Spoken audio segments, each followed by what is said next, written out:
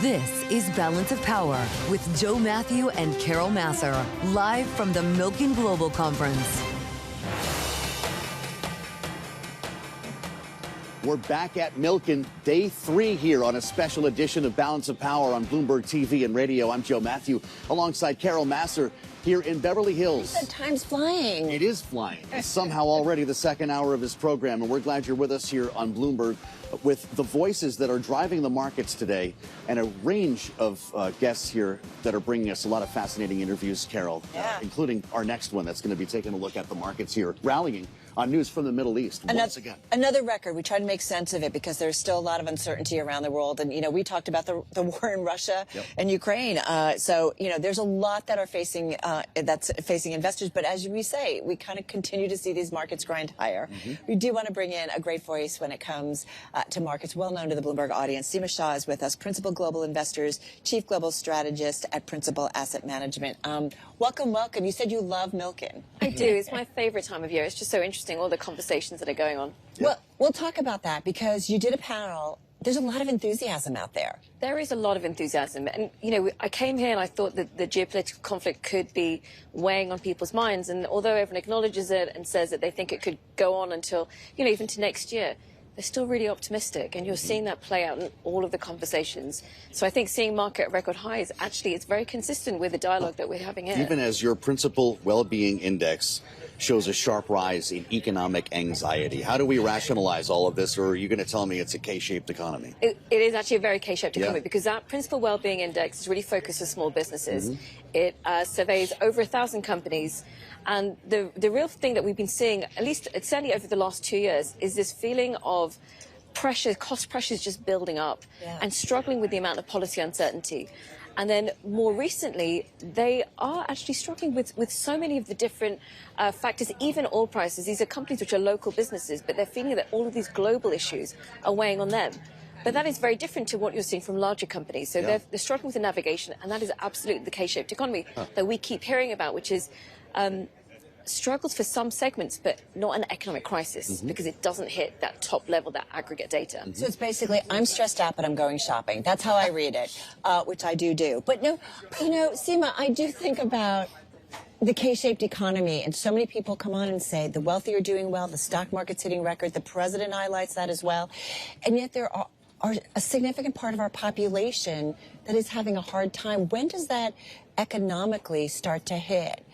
And I just kind of can't get my head around that when there are still so many Americans having a tough time. But, I mean, it's amazing because looking at the figures, I mean, the top 20% of income households account for about 80% of net wealth in the U.S. I mean, these numbers are insane. Wow. But they are generally driven because they have so much exposure to corporate equities. I mean, almost 90% of corporate equities, directly and indirectly, are held by that top 20%. So they're the ones that have been riding that wave and enjoying it. And so that provides a bit of resilience, certainly, but it's also vulnerability because if, like we're certainly not expecting this, but if you were to get a negative impact on the market, which drove some kind of correction, that's when you get an economic crisis. But the rest of the 80%, at some point it will leak through. This is a social issue at the moment, but at some point we'd expect this to be an economic issue if the administration doesn't confront it and deal with it. If a war with Iran and a closed Strait of Hormuz is not that event that brings a reckoning in the market, what in the world would do it at this point? Right, and you know, it's a great question because actually, I mean, it's not even just the Strait of Hormuz. If you just look over the last 6 years, the amount of shocks that we've had globally that the US has confronted. Absolutely. And yet you still haven't had that point where the economy or even the market has struggled. And this, to me, raises the point that, you know, policymakers are so active, either on the monetary policy side, on the fiscal side, innovation, deregulation, that you've created an economy which is so resilient that it can withstand a number of different shocks. The two caveats to that is if you get an inflation shock, which means that central banks cannot step in, or you were to get real concerns about the deficit. But that's also something we're not really seeing. Well, that's amazing, because I do have a lot more money managers coming on, or people saying, this deficit. At some point, we have to deal with it. 100% of GDP. Yeah. Scary moment. It's nuts. You say if we get an inflation shock. So obviously, I guess the spike in oil prices, certainly not for the U.S., even though we are feeling the pain at the pump. But I mean, what kind of inflation shock, in your view, could come to us? So, we're expecting headline inflation to be around 4% level. If you were to get this ceasefire not really holding and you get oil prices settling at about 125, then you could see headline up to about 6% on our forecast at the moment. Wow. 6%. But that doesn't hit the core inflation numbers too hard. Yeah. Right, so you can still see that for the Fed, at least particularly given that they can focus on labour markets, that you could still see some monetary loosening. It's really different if you look across to Europe, where the focus has to be on price stability. There is absolutely no tolerance, flexibility for higher inflation, and that's where you So get we the could be in a negative world where coming Kevin in. Warsh is cutting interest rates in a 6% inflationary environment. I think it'd be very difficult. I think unless you have a labour market which is genuinely falling apart, it's very difficult as a story to provide those rate cuts. But you certainly could be in a world where the ECB and the Bank of England are raising rates and the Fed is firmly on hold. Understood. So that divergence is clear. What do we need to understand about the global economy? It is a very different picture how we are all feeling, certainly in the United States, the impact of the war in the Middle East or the war with Iran. You go over to emerging economies, you go over to Asia, you go over to Europe. Like, they're feeling it differently. They're feeling it differently because they're not just seeing the price shocks, they're already seeing the supply shortages. Right. So I was in Kenya a few weeks ago, and you've already seen that although government has stepped in to help on the price side, so really trying to insulate the population, they're dealing with supply shortages. So you've seen material costs increase by 30% in the space of 1 month. Right, fuel shortages in parts of India already. So that's where you start to see the pain, because households that are wealthy can handle the price increases. It's when the supply shortage comes through and that starts to hit supply chains and the goods that people are really reliant on. That's when you could see it really hitting, and then the global economy could at that point confront. But even in that scenario, it's really not the US. The US is still the least vulnerable and the most resilient in that picture. In a global market, though, we might not be seeing the shortages, but we will be paying the prices here in the U.S. You would certainly be seeing the prices, but I guess that comes back to the affordability issue, which is that the U.S. economy can be sustained by that top 20% because they account for so much of consumer spending. So I want to go back to how we started, and you said this panel that you were on, there was so much enthusiasm and optimism. Are you enthusiastic and optimistic about the market environment right now? I think that there are vulnerabilities within the market. It's been driven at the moment by all the AI euphoria. You've got really strong earnings, and then we know that the economic data is still really strong. If this conflict were to continue to persist and you get those supply shocks, that is a vulnerability. But it's very much concentrated in the US. But the other part of this is short-term issues. When we're trying to think about where are we in a year or two's time, the longer-term themes which have been driving international markets, Europe, Asia, focus on energy security, defense, AI infrastructure, that is still very much in play. And you could get opportunities at cheaper valuations. And I think that's also what's driving optimism, is that we've seen a lot of noise over the last couple of years. The market always does well. So why are you going to get out of the market when the headline could change in the next minute? Remember we said this morning, or we were talking about, the market always goes higher. Well, eventually, yes, that's for sure. Not in a straight line. So is the takeaway here in our conversation that this economy will not go into a recession because of the top of the K? I think it's one of the takeaways is that the balance sheet strength of households and actually corporates is so strong that you're unlikely to see a recession in the US. With $100 a barrel oil. With $100 a barrel oil, but it's a different economy today than what it was 20, 30 years ago. Very. So that's also key. The concerns for us in the near term from a cyclical perspective are probably outside of the US. But even then, from a longer term perspective, we still think there are opportunities. It's just that you've got to be very careful which bits of the market are you picking? What you focus on the secular themes, which are very much in play, and if anything, are probably being catalyzed by the geopolitical conflicts, so defense, energy security, AI infrastructure. Listen, I was young, but I remember the 70s, or my parents and family, and we had two cars, and one was an even license plate and an odd, and because certain days... You have to go to the gas station twice a week in That's your house. exactly. Certain days was even that you could go get gas, and certain, or odd. Like that was stinging for America. The interesting thing, though, is in Asia, you're going into those kind of mini lockdowns to prepare for this. Yeah. But that is something that they've learned that they can handle through COVID. Yeah, so that's a learning, and it's ended up as a positive development for navigating. Seema, have you met Americans? We like everything really cushy, and we want stock shelves. Seema Shah, always great. Great to see you. Really enjoyed it. Principal Global Investors, Chief Global Strategist, joining us right here at Milken. All right, let's get another check on that record run on Wall Street. Another rally. Let's toss it off to Charlie Pellet. He's back in New York. Hi. Thank you very much, Carol Massar. Absolutely right about the record. However, we are off session highs right now. We do have the S&P 500 index, 73.39 where we stand. We're looking at a gain of 80 points right now, an advance of 1.1%. So to be sure, yes, a record. A record as well for NASDAQ and the NASDAQ 100 index. Right now, NASDAQ is up 1.5%. We've also got the NASDAQ 100 index advancing by 1.5% as well. Stocks are climbing around the world, joining gains in bonds as oil retreats on hopes that the U.S. and Iran are nearing a deal to end the war. Right now, we've got the 10-year yielding 4.35%. This against the backdrop of a VIX at just above 17, and the 2-year 3.86%, the 30-year 4.93%. Gold is rallying 2.9% to $46.86 the ounce. West Texas Intermediate crude have been trading below $95 a barrel right now, $95.41. WTI down 6.6%. Brent did move below $100 a barrel earlier today, 102.10 right now. Barrel of Brent down by 7.1%. Bitcoin just about flat on the day, 81,680 on Bitcoin. NVIDIA has bought $500 million worth of rights for shares in the fiber optic cable maker Corning, all part of a broader partnership between the two companies. Shares of NVIDIA up now by 4.1%. We do have shares of Corning rallying 13.5%. Semis getting a lift after earnings out last night from Advanced Micro Devices. AMD is surging by 16.4%. Anthropic has signed an agreement with Elon Musk's SpaceX to access computing resources from a large SpaceX data center known as Colossus One. This deal brings together two competitors in the race to develop more advanced AI systems. CNN founder Ted Turner has died at the age of 87. He announced in 2018 that he was suffering from Lewy body dementia. That's a progressive brain disorder, and largely disappeared from public life after that. Turner created several cable TV networks, including CNN, TBS, and Turner Classic Movies.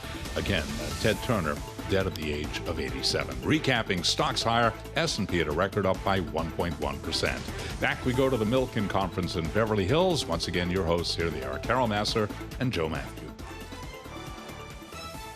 All right, Charlie, thank you so much. Charlie Pellet will have more on the markets coming up a bit later on this hour as we keep tabs on Wall Street, and another record run today. Pretty remarkable, and it has a lot to do with politics, with news from the White House, the president saying that there's a memo of understanding that could resolve into a peace deal, and it's something that we're going to be tracking throughout the day here on Bloomberg TV and radio as we wait for a response from Iran and some color, some detail as to what is on that sheet. This next conversation is going to sound a lot like we're back in Washington, Carol, as we explore a little bit more about what's been going on Capitol Hill with a budget process that's just now getting underway, and something that's come up a lot over the past couple of days. $1.5 trillion proposed budget for the Pentagon, which would be a 50% increase, Carol. Any money left for anything else that's in America? Good question. The president has said we're going to have to make cuts in other areas to make that happen. Exactly. Let's get to our next guest, because he certainly is dealing with all of this. Aaron Cutler is with us. He's global regulatory partner and leader of the government relations and public affairs practice at Hogan Lovells. Lovells? Hogan Lovells. Lovells. I want to make sure I said it right. Lovells, welcome. You are a perfect voice, I feel like, because we are talking a lot about politics and geopolitics here at Milken. Top of mind, top of questions, or like, what is the questions that you are getting at this event this year? What's happening in D.C., what's going to happen with the midterms, what's happening in the Middle East, what's President Trump going to do? Do you have answers for all of those? We're watching. Yeah. We'll start with the budgeting process. Is the president going to get what he's asking for in this case? You've seen Pete Hegseth, Dan Kane, and others on Capitol Hill trying to make the case for not only $1.5 trillion, but also a supplemental budget request that might be coming to pay for the war in Iran. I think what we've seen with the president is he always starts big. Yep. He doesn't always get everything he wants, but he usually gets most of what he wants. There's a case to be made when it comes to replenishing depleted stocks here. Is the administration winning that argument? I think they are. I think most folks in Congress think we need to plus up the defense budget pretty significantly. Absolutely. This is a matter of catching up following years of underinvestment, some would say, when it comes to the defense industrial base. Does Congress find a way to coalesce around this? I think they do, and I think this Pentagon has changed things up with the process in terms of more advancements with moving from just the sort of standard, like the big defense contractors. We've moved towards some of the smaller ones, more cutting edge. We've seen a lot of advancements there. So AeroVironment and Rule, these are the kind of companies, Carol, that are going to be soaking up a lot of that money. Yeah, absolutely. One of the things I wanted to ask you about, you began as a lawyer on the Energy and Commerce Committee staff under Representative Joe Barton, a Republican of Texas. There was something that I heard on Bloomberg Surveillance this morning, and just talking about energy waste and carbon and flares and things that if we really kind of tapped into some of that, that would be a smart move. And maybe we're going to start to see some of that coming off of this war. Talk to us a little bit about that. And that has come up in your past, and some thoughts about how we can be smarter as nations, as a world, when it comes to energy consumption. Because there's a lot of waste out there. I think there is a lot of waste, and I think what I've heard from this conference is that we're absorbing what's happening in Iran a lot better than anybody expected because of all the bipartisan advancements we've made in the past 20, 30 years since the oil shocks of the 70s. And including alternatives and so on, or? Including alternatives, including the work from the Energy and Commerce Committee, which has traditionally been a pretty bipartisan committee. A lot of advancements, 2007 energy bill, a lot of bipartisan legislation that's happened in Congress. We need more of it, but the U.S. has really led on that. Do you think the president makes a mistake in not embracing more of alternative energy? Because everybody we've talked to with the AI build-out and the data center build-out says, yep, nuclear, alternatives, yep, all of it's going to be needed. Well, I think he has. He's really been pushing nuclear, small modular reactors, that You know what technology. I mean, though, in terms of solar and wind and so on. Well, solar's there. I think he's just a little anti-offshore wind. That's Doesn't like those windmills. He does not like those windmills. But the other alternatives, he's definitely interested in. It's going to be a big argument when Congress comes back to Washington, and it's been remarkable seeing how many lawmakers made their codel, if you will, to Milken this week about reconciliation. Republicans have the wheel right now, and they've got at least one more swing at the ball. And you can tell me if you think reconciliation 3.0 is ever even going to happen. But 2.0 is going to be a question of size, whether this is in fact skinny or if we're going to decorate this Christmas tree so we can see it from space. Which one do you see coming together? I think the members are still discussing it. They're on recess this week. When they come back, they're going to have discussions about that. I think there's a lot of interest in making it bigger and not that skinny. So we'll see when they get back and what's achievable. What do they have the votes for? As you know, the House of Representatives right now, it's a razor-thin majority. Yeah. The Speaker's done an amazing job of getting bills through. If they go beyond ICE and Customs and Border Protection, do we have a problem getting it over the finish line? I think every time we say there's going to be a problem getting over the finish line, the Speaker figures out a way to get it done. And we add a ballroom and somehow it gets passed. Right. We do need more security, as we saw. I'm sure all your colleagues were at the White House Correspondents' Dinner. Yeah, we need more security. If there was a ballroom, we wouldn't have needed the security. That incident would not have happened. We could talk about that. I mean, we are living in a world where people say there's just too many guns around and there's too much, like there's just, I don't know. I guess we'll have to see. Hence the $1 billion request for additional security. I'll be curious to hear that debate unfold as well. It's great to have you with us today at Milken. Thanks for your insights. By all means. Aaron Cutler, Global Regulatory Partner Leader, Government Relations and Public Affairs Practice at Hogan Lovells. It's great to see you. And Carol, we're going to keep driving forward here in our second hour of Balance of Power, live from Milken with a gold medalist joining us straight ahead and one of the greatest drivers in the history of NASCAR. All in this hour. I know, right? Eric Gordon is going to be with us. What's really, Jeff Gordon, forgive me, Eric Gordon. Eric Gordon is, I think, an economist that I talked to. See, that hat is always on. No, but it's really interesting. Again, we continue to just kind of merge everything together. It's business, it's markets, it's politics, as you know, and so much more. And this, as we, of course, watch what's going on Wall Street, another record. So we continue to see some enthusiasm, and there's hope, fingers crossed, in terms of a resolution in the Middle East. This is Bloomberg.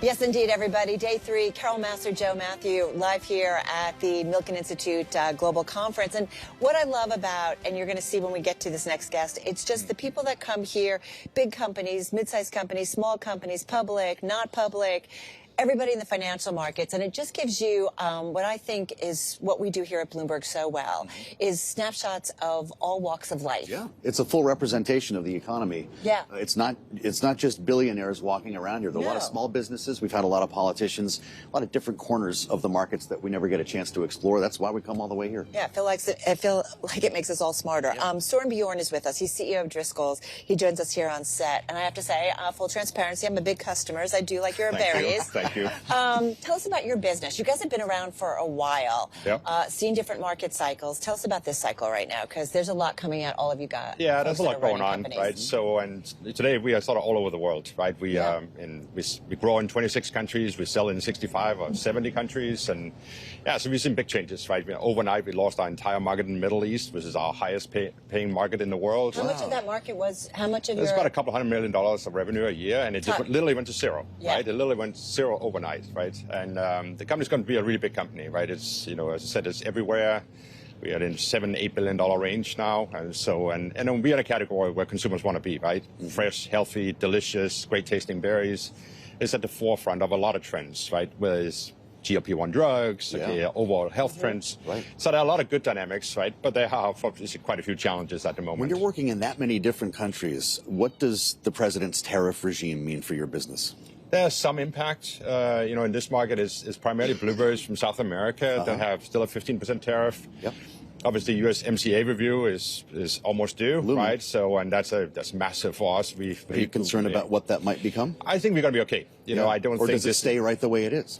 Yeah, I think there'll be some tweaks, right? I think country of origin rules, right? What is in the content of what Mexico and Canada makes that comes in the United States. That's a major topic. How much topic, of your product comes from from Mexico? A lot. It's got to be an enormous share. Yeah, it's the whole winter supply other than Florida strawberries, right? It comes from Mexico. So half, 50%? No, it's like 30-40% of what we sell in North America. Enormous. So it's a big number. Yeah. Right? It's a really big number. Yeah. So, okay, but you think you can manage through? As long as we don't get 15 or 20% tariffs. Yes. Do you have a seat at the table? Do they talk to you as a player? Yeah, I testified at the hearings back in December. I think that's, that was well met by the administration. I'm going to D.C. on Monday. Yeah.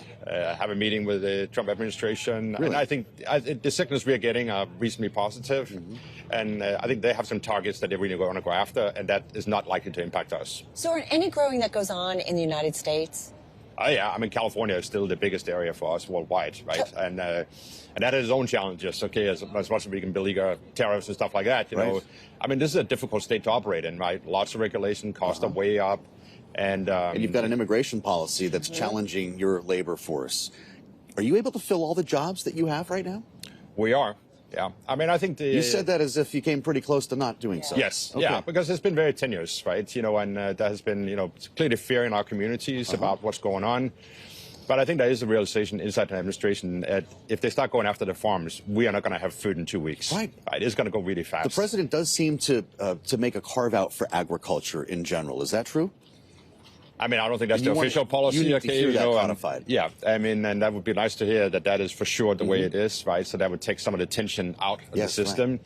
And, without the immigrant workforce, we cannot grow all the fresh fruits and vegetables that we grow. And they're primarily grown in California, right? 70% of all fresh fruits, vegetables, and nuts are grown here in the state of California. And so we need the state to come off some of the regulations. We've got a very important gubernatorial election in California this year. Yeah. And we need the federal government and administration Have you seen your farms rated? No, we have not. Yeah. One last question, and I'm just curious about food supply, and I think we have to start really thinking about that, whether it's climate change, access to water. What is it that we're not realizing? You are seeing it firsthand. Yeah. How close we are to maybe possibly some problems. We are really close because in food, just like in many other things, we have single source of supply. So our company is working very, very diligently on trying to diversify our supply and so have more resiliency in our supply. One of the things we talk about in our company is we can't have sustainability if we don't also have resiliency. Yeah. So we're very focused on the resiliency. And tariffs and other things get in the way of that, right? Because if we can't import berries from Mexico in the wintertime, there's going to be periods where we just don't have any berries, right? And that's not good. We all need to eat healthier foods, and we're a big part of that, and so we need to have some help there. Really interesting conversation, fascinating. Soren Bjorn, CEO of Driscoll's. I buy the raspberries 2 at a time. I can't just buy one. Thank you very much. Absolutely love that. Big fans of the products here. I'm Joe Mathieu alongside Carol Massar. Well, because my mom's watching, I'll say organic. Okay. Much more to follow. As I mentioned, an Olympic gold medalist is with us and one of the greatest NASCAR drivers of all time. Think about that for a minute. I want to jump in right to our next two guests because they just are at a panel, The Legacy Play, How Global Sport Shapes Cities, Economies, and Culture. And we think about so many things that bring communities together, and sports is certainly one. So delighted to have, We got a star here. They're about to be 2 stars. Two stars. Breezy Johnson, U.S. Olympic gold medalist and world champion, of course, skiing. We all know who she is. She's so here excited with us. you're here. Yeah, just got in here, right? Yeah, just last night. Well, just last night. Okay, and she's your way. We're not. I don't know about us. Trisha Worthington is with us, Chief Revenue and Philanthropic Officer at U.S. Ski and Snowboard. Thank you guys for being with us. Where to begin? You come to Milken. Joe and I keep talking about sports. There's a ton of money in sports. A lot of pressure, though, on every sport to make sure that they are generating revenue. Trisha, let me start with you.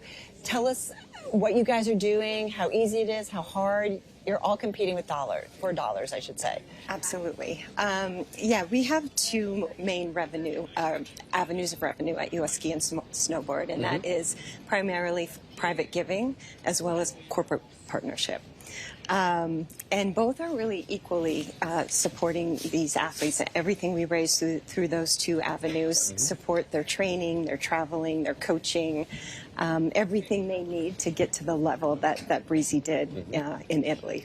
Well, it's incredible to have you here and wonderful to meet you. You're a hero for a lot of folks who watched you in action, and I'm wondering what kind of a reception you're getting here today, because you're a draw and you're an ambassador for this message, right? What kind of reaction are you hearing from those who are holding the dollars at Milken? Yeah, I mean, it's really such an honor to be here. I think, I would say I'm not one of the most well-known athletes right now, but, once the gold starts shining around, then people are definitely like, you excited. have Breezy Johnson. Right. Well, but that starts a conversation in itself, doesn't it? Exactly, yeah. I think, winning an Olympic gold medal, I don't think I really even could comprehend the value of it to the American public. Right. I think we as athletes, we work our whole lives for it, but I think there's a lot of pieces that need to come together. Ski racing in particular is very much, it's, I think, more similar to a Formula One operation than like what most people would expect from an Olympic operation. And we're trying to do that on a very small budget. So, for everything to come together at the right time once every 4 years is definitely a challenge. Mean and mean can make you extreme. Like, I totally see it play out. Breezy, talk to us about after winning the medal. Like, what does that mean in terms of sponsorships? Do all of a sudden is the phone ringing like crazy? Give us an idea of how that changes things. Yeah, it definitely changes things, although it's slow, right? So as athletes, I would say most of our income comes from 4 main revenue sources. For alpine athletes, you have your helmet sponsor, your kind of title sponsor. We're lucky enough to work with Stiefel on the U.S. Ski team, and they work with me personally. Well. They're a great company, and they're super invested in skiing and also expanding our appearance globally, which is super important for sponsorships. Then you have your sort of NIL deals, your Instagram deals, things like that. It's a small piece of the pie, and I feel like it's somewhat getting smaller as the market gets larger with NCAA athletes, etc. Then you have your endemic sponsors, your equipment sponsors, things like that. That's sort of holding pretty steady, I would say, but with inflation, I would say somewhat decreasing. And then you have your appearance fees, your, conferences that you speak at, your, keynote speeches that you do. So that obviously has grown a lot. Some of the deals, that I've had are definitely growing. And then, obviously you make more from your endemic sponsors through, bonuses and things like that around the Olympics. But, I would say, it's an ever-changing landscape for sure. And especially with, NCAA and those pieces, it's definitely evolving. So Trisha, how do you grow a sport that for many people is not accessible and is known, at least, for having a high barrier of entry? How do you make this accessible to more Americans? Yeah, I think doing a good job on the corporate sponsorship side and having those corporate partners help us raise awareness for the athletes, because we are such a small sport. So we work with big brands like Stifel that Breezy mentioned, but also Visa, Toyota, J.Crew, all exposing us to audiences that aren't endemic necessarily to the sport. So that would be a key part of that. I feel like the last couple of years, hallelujah, women in sports are getting some recognition. They're getting the broadcast audience. I do feel like there is a shift going on in a big way. Investors want to invest not just in men's teams, they want to invest in women's teams. Tell me about, let me start with you, what you are seeing specifically. Yeah, I mean, our women are killing it right now. Breezy, Lindsay, in case anybody Michaela. forgot, women are better. But go ahead. We have the strongest women's moguls team in the world, and so because there's so much hype around women's sports, it is attracting corporate partners to the team, and so it's definitely helping us grow that area of our support to a much bigger, size than it has been traditionally. I want to ask you. I just want to ask Breezy the same question. Like, how? Because you started doing this when you were how old, and what you've seen your trajectory of how kind of the acceptance of women in sports, the success of women in sports. Yeah, I mean, I would say that in many ways, I think social media has changed the landscape, because in the ability for everybody to tell their story, I think people have realized that women have just as compelling of stories as men do, and I think that has, exploded online, the ability for women to market themselves. I mean, I think in terms of marketing, you often are talking about a form of investment, right? And I think people are now seeing that investing in women's sports through marketing is, that is an undervalued asset right now, and so to invest in it is, a much better return, whereas I think with men's sports, yes, there's great return on it, but also, people already have, it's not undervalued in the same way that women's sports is. Really interesting. Just lastly then, what would be your advice to a young person living in the middle of the country without a lot of disposable income who wants to do what you did? Great question. I mean, I think to me, sports, is such a broad category, and I personally, I love skiing, and I think that for one, you see stories of skiers from places like Buck Hill, small ski hills. Yeah. And I think we're working through, organizations like Share Winter and things like that to try to expand the sport to a broader socioeconomic background. Yep. And then as far as sports in general, I do think that there is a sport for everyone. I think that, yes, there are different kind of genetic advantages to different sports, but I think that everybody sort of has something for one of them, whether it's, the eyesight you need for skiing or the fast twitch muscles for sprinting. And so I think just trying a lot of different sports is what I would recommend to a lot of people. Fascinating. Well, you've inspired so many Americans, and we thank you for being here. It's wonderful to meet you in person, and thanks for doing everything that you're doing. Thank you. Absolutely. Yeah, both of you. Yeah, really wonderful stuff. So appreciate Breezy it. Johnson and Trisha Worthington with us here, live at the Milken Global Conference in Beverly Hills. Dr. Mehmet Oz just walked in the room. We waved, and he came to sit down with us here at works Bloomberg. here. Well, hold on, did not wave. I got dragged with a hook. I was trying to watch my daughter. You see how I tried to make that? He had no idea that we were going to do this. Innocent as you think. Well, we saw each other, we ran at each other and embraced. It's great to see you in Los Angeles. You're, of course, very, very much at home here. And I know that you're here, as you mentioned, to see your daughter on a panel. But there's a conversation at Milken that is right down the middle for you, and that's affordability in healthcare. It's something that we've heard a lot of executives talk about as they try to get their arms around this. And it's a solution that a lot of folks are waiting for. I know it's something that you're talking about right now at the White House. It's this K-shaped economy that we're in. This is one of the first areas where you can make a difference. And we are making a difference. The reality of healthcare affordability is unlike other problems, like you can't afford the eggs, you get upset, the car costs more than you want, you get mad at the dealer usually. But when you can't afford health care, that destroys the basic covenant you have with America. You own a piece of the rock. That means you get to be on the playing field. If you're not healthy, then, well, that's not happening. Yeah. And especially if your family is compromised. So I'll give you a couple stats just to blow your mind for folks who may not realize how difficult it is for a lot of Americans. 1 in 3 Americans, after they see their doctor, get a prescription, go to the pharmacy, cannot fill it.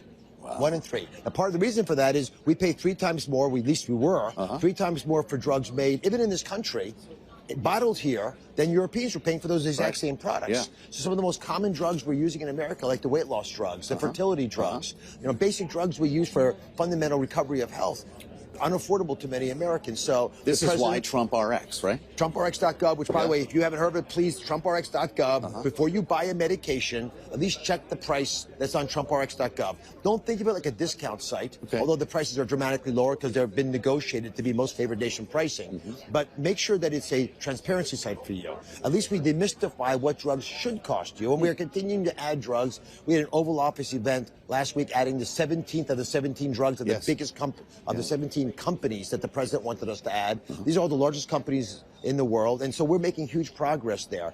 The affordability issues also, however, touch on fraud. And part of the reason I've been spending some time in Los Angeles of late is that 1 in 3 hospices in the entire country, remember, hospices is where you go to die with dignity. 1 in 3 in the entire country are here in Los Angeles, not California. Los Angeles. Look around. People aren't that sick. They're not all dying in Los Angeles. When you see those kinds of variances in utilization, you start to suspect fraud. And in fact, that's exactly what's happening. We've shut down over 400 of these hospices in this country. When I say shut down, we suspended payments, so we're not giving them anything. And so far from the first batch, people aren't complaining, which means they sort of know they were getting caught. And when you see this process existing without some type of enforcement or integrity of the system, reinforcing the need to be able to run it correctly, it encourages corruption.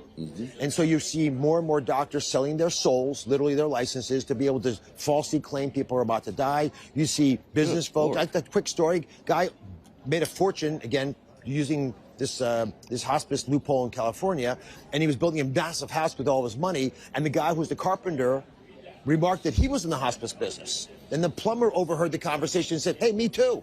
So literally, the contractors and the person buying and building the house, everyone's in the business. Because it's become so easy to defraud the government. We're stopping that. Dr. Oz, there's fraud, and then there's a lot of great doctors out there and a lot of great healthcare providers. And I got to say, I talk with real Americans every day who are saying that the rollback in Obamacare, I mean, their healthcare costs are going up exponentially. I mean, that is problematic. I thought the whole goal was to reduce the cost of health care. Well, I'm going to push back on you for a second. So we had 23 million people on Obamacare last year. Historically, it was about 12 million people. So it's almost doubled. But most of the people that were asking about these issues aren't quite as upset as you claim, because the average person went from being 82% subsidized, right? That's what they are now. And then how much did they lose? They used to be 87% subsidized. So what happened in Obamacare is a massive push to enroll people. But if you don't ask people to even put $1 up for Obamacare, you end up with a lot of fraudulent enrolled people. So I'll give you some numbers. Of the 23 million people, almost half never filed a claim. So let me ask you, if you have health insurance, you once in a while use it. If you never file a claim, you should be asking yourself, well, what happened? Why do I even have this insurance? And it turns out many people didn't even know they had coverage. Look at the numbers right now. We went from 23 million to 22 million. I guess, we didn't lose a lot of people. I would beg to differ, and I would also say I'm a little concerned about administration policies and how we're going to retire in America in terms of Medicare and so on and so forth. Like, I do worry about that. Medicare is healthier than it's ever been because of program integrity. If you shut hospice down so they don't defraud billions of dollars out of the system, I'll give you a number that's going to make this very clear. It doubles the life expectancy of the Medicare Trust Fund, doubles it. So anyone out there working their tail off who thinks Medicare is going to be there for me when I retire, if you know it's going to last twice as long, you feel good about it. And we're not doing anything. We're not touching Medicare in any way. The president has been very clear. He loves and cherishes Medicare. It will remain exactly as you know it, but it's going to last longer because we're taking the fraud out. And I think I'm going to shock you with this. The president saved Medicaid with some of these actions because we were looking at $5.4 trillion more dollars to be poured into basically legalized money laundering that would have bankrupted the system. So what we have done is put these programs on firm footing so they will continue to survive for the rest of our lifetimes. I hope so. Dr. Oz, would you come talk to us in Washington when we're back in town? I want to keep this going. Of course. Well, it's a real pleasure. I hope the panel goes well with your daughter, and thank you for stopping by. I'm going to run in there and witness it right now. Don't be late for us. Thanks for coming in on our hook. Exactly. We hooked them again, Carol. They raced to the finish. Ooh, don't tell anybody. That was really good. We might have saved the best for last. We worked that out. We saved the stars for the Breezy Johnson, and now I know. Ben Kennedy is with us. He's Executive Vice President, Chief Venue and Racing Innovation Officer over at NASCAR. Jeff Gordon, you know who he is. Needs no introduction. No, needs no introduction. Vice Chairman of Hendrick Motorsports, Hall of Famer. Oh my gosh. Thanks for joining us. Thanks for being here. Yeah. Good to have you here. I'm not sure where to start. First of all, when you guys come to Milken, what is it that you want to, who do you want to talk to? What do you want to do here? You know. Well, we're excited. This is our first time. Oh, is it? We've There's never a lot been of to it before. first-timers this year. So how are you like so far? It's blowing our minds, it's just the who's who of everybody in business and business leaders. So, yeah, it's great to be here and be on a panel. Well, speaking of business, NASCAR is a huge business. Tell us about how things are going, and I'm just curious about how you think about the next phase of revenue growth for it. Yeah, it's great. We're, in our season, so we're 78 years old this year. Blew out our candles on that a few months ago. 11 races into the season. Yeah, 11 races into the season, 6 different winners. Jeff was in victory lane this past weekend with Chase Elliott. So we have a good start to the season. And, it's been a fun 4 or 5 years for us. Really, ever since COVID, we had a bit of a paradigm change, as far as leadership goes. A lot of the initiatives that we've been pushing, whether it's the next-gen car, a lot of schedule innovations. And then we had our new media rights agreement that kicked off last year. So brought in new partners like TNT with Warner Brothers Discovery. Amazon Prime is covering 5 races during the summer. And it's been great from a distribution perspective and giving us an opportunity to get to some of those younger audiences. As one of the greatest drivers of all time, you helped to mainstream NASCAR. You made NASCAR a household event. We're seeing F1 experience a moment now, and I'm wondering if you see that as competition or if this is the rising tide that lifts all boats. I mean, obviously their presence in the U.S. has grown, so I've always looked at them as totally different. It is totally different, but does it actually help you to just have more race fans in this country? I think if motorsports is growing, I think everybody's growing along with it. So, yeah, absolutely. And, I think that's what we're focused on, right, is we've got some great characters in storytelling and rivalries. Chase Elliott, one of the most popular winning this past weekend, a new star in Carson Hocevar. So we understand that, we're always trying to link our TV partners to our fans, as well as our partners within the business on our race teams, to our drivers and to the storytelling. And I think we've got some great momentum right now, especially collaborating with NASCAR and what they're doing. Yes. Well, I want to ask you guys both, how do you expand the global footprint? And Jeff, let me kick it off with you in terms of NASCAR. How do you go about it? Yeah, I think a lot of it has to do with OEMs, right? Right now, we're Chevrolet, Ford, and Toyota. Dodge has recently come into the truck series and could expand there. But I think it kind of starts with where are the OEMs and their footprint. And it's always been North America for us, and that's been their focus. But if we can bring in some OEMs that look at it outside of just North America, I think that could be a great start. Well, are those talks going on, Ben, at this point? Yeah, so Ben, I told him I was going to give him all the tough questions. A little hint, we like headlines at let's make some noise. No, we're excited about it. And to Jeff's point, we have always focused on new OEMs. So Ram came into their sport this year with the Truck Series, which has been great.